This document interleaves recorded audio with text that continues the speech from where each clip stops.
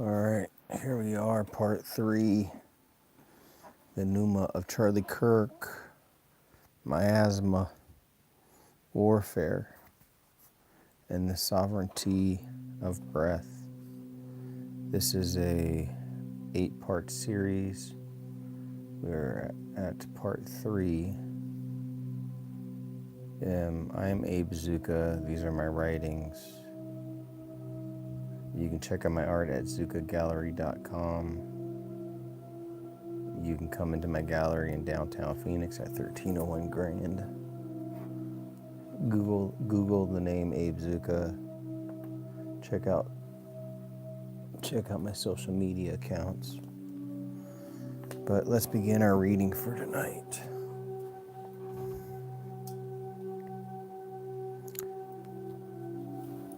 The wind body, the 2 hands of breath. Tranquility and insight across inhalation and exhalation.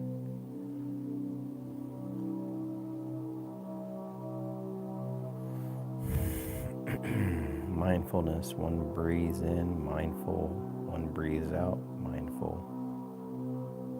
The breath is the wind element made intimate.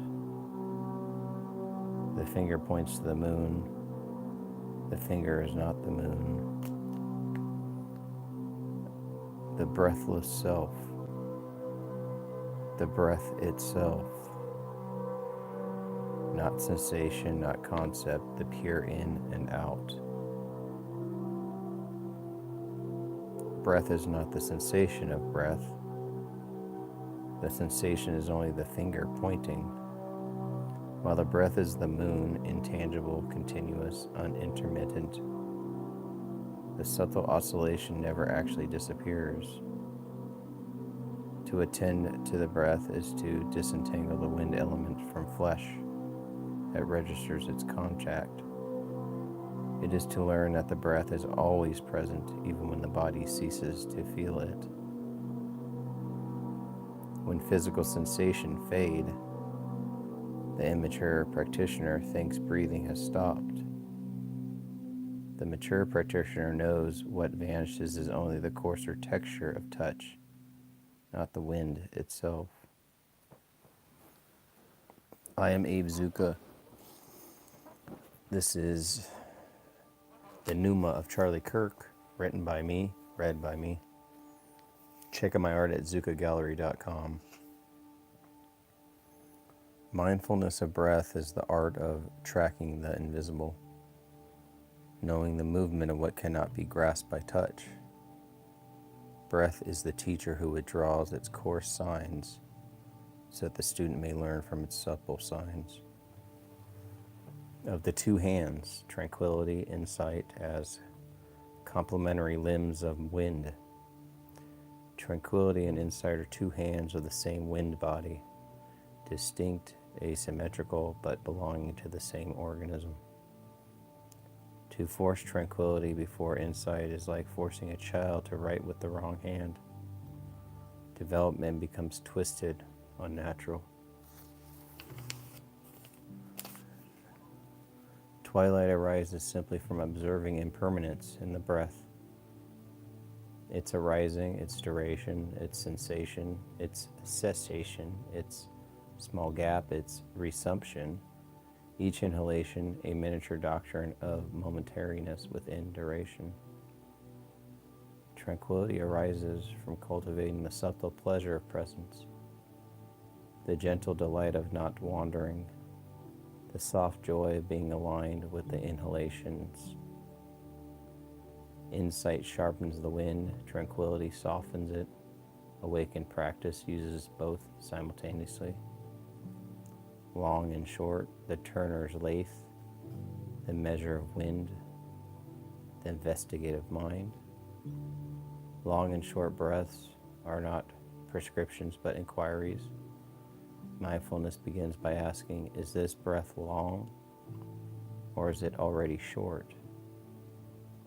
The point is not to produce long breaths, but to understand the breath's length as a changing phenomenon.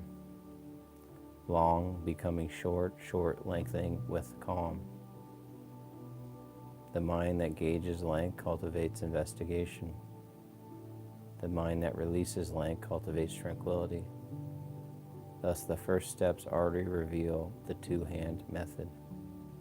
The turner's lathe metaphor teaches not rigidity. Sometimes one intentionally takes a long breath to reground attention.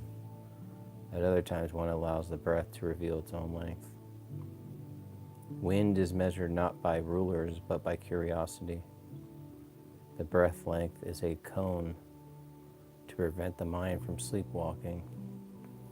If you guys have any questions, this is a continuation of Fractal Islam, Unborn Levels of Scientology, and the Closed System of Stalin. This is part 3 of an 8-part series of the Pneuma of Charlie Kirk, the Sovereignty of Breath,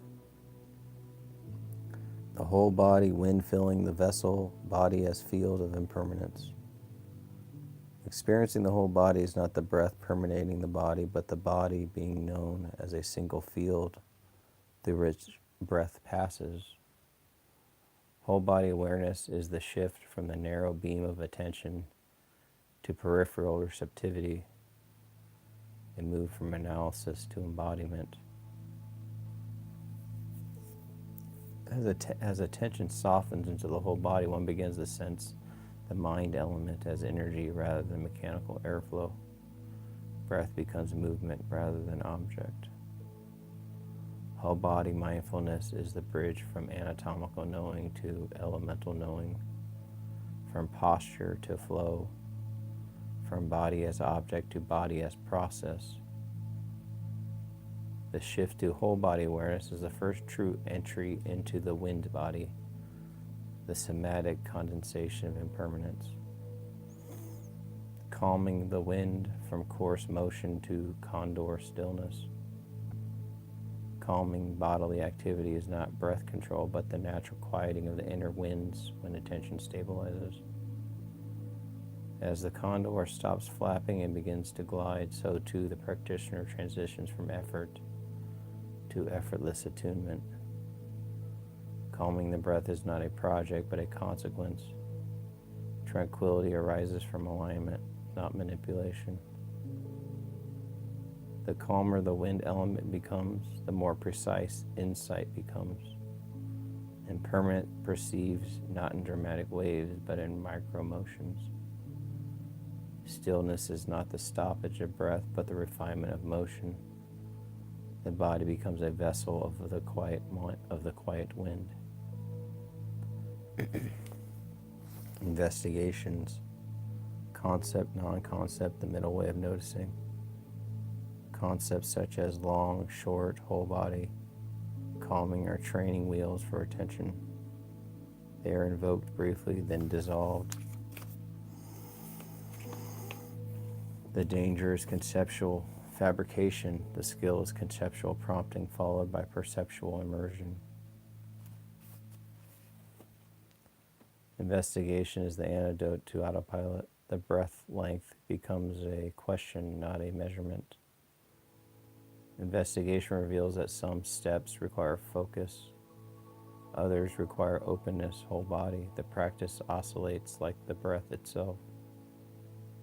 The wind body is known through investigative fluidity, shifting modes of knowing as conditions shift.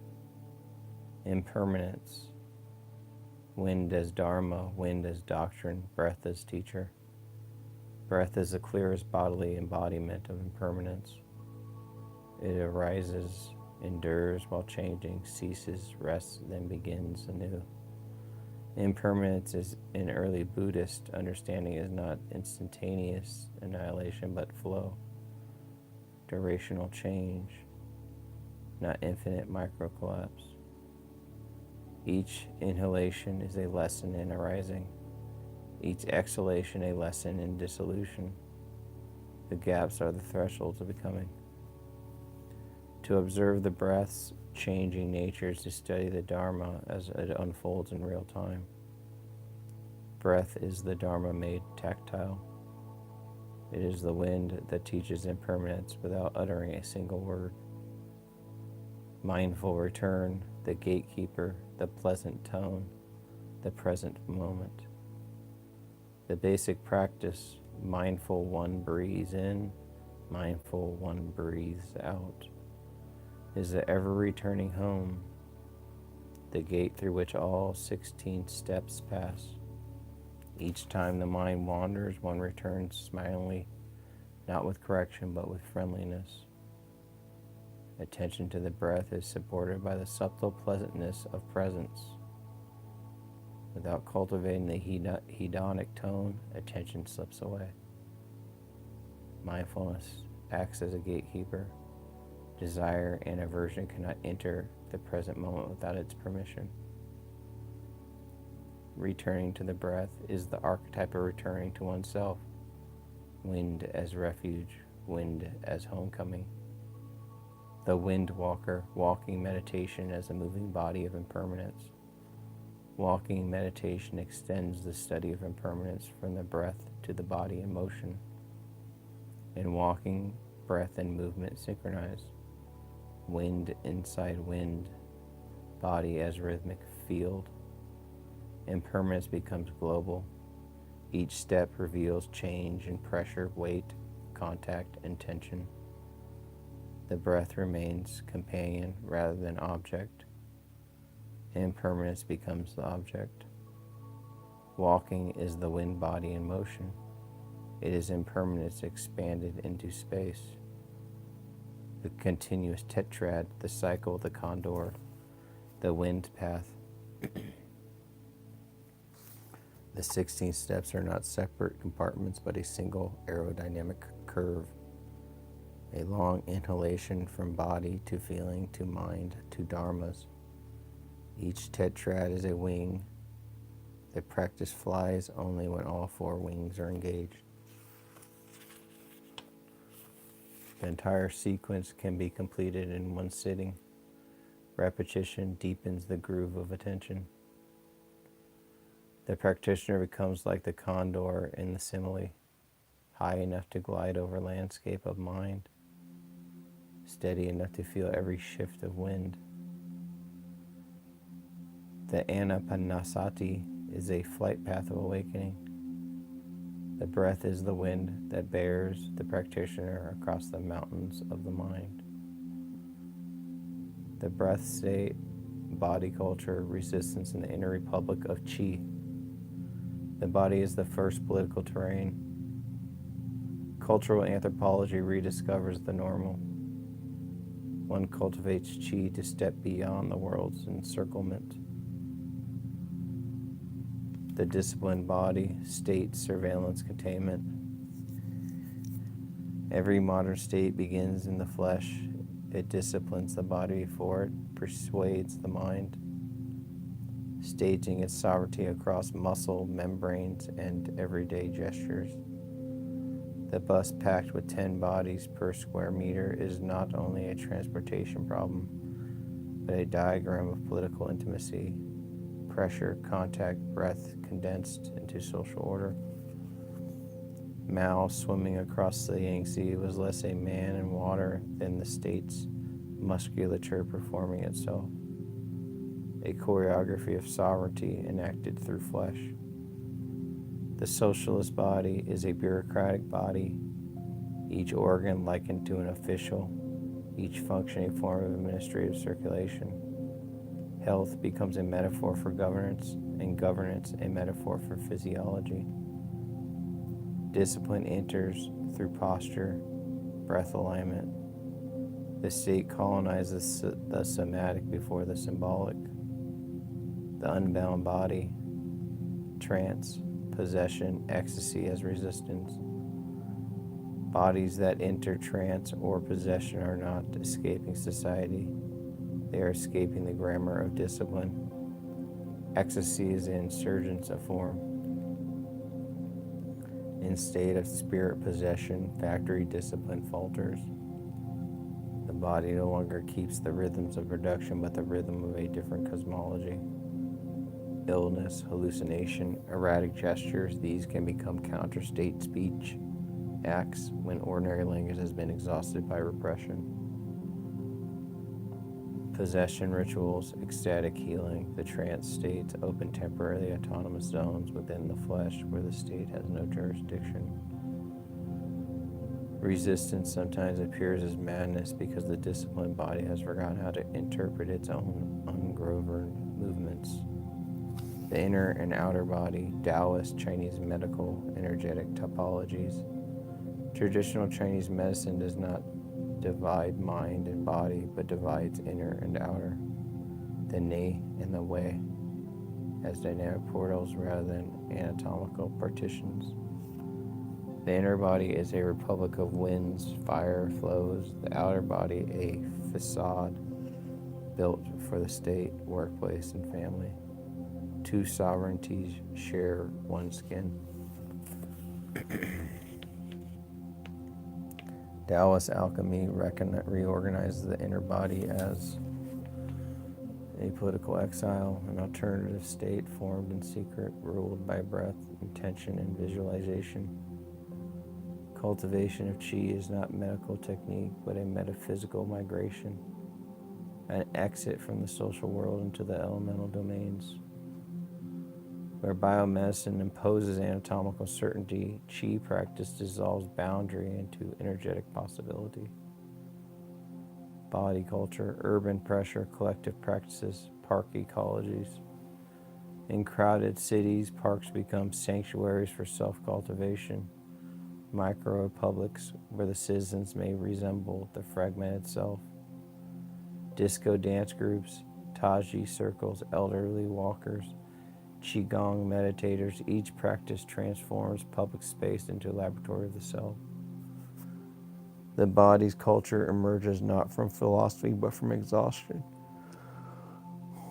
City life's density forces the invention of new bodily techniques of survival. These practices reconfigure social relations. Strangers become co-breathers, fellow dancers, co-inhabitants of ephemeral healing space. Urban parks are the heterotopias where the socialist body loosens and the inner body resurfaces. All right, that is the end of part 5 for now of the Pneuma of Charlie Kirk, Miasma, Warfare, and the Sovereignty of Breath. You can check out my art at zuccagallery.com. You can go into my gallery in downtown Phoenix at 1301 Grand. I'll see you guys later.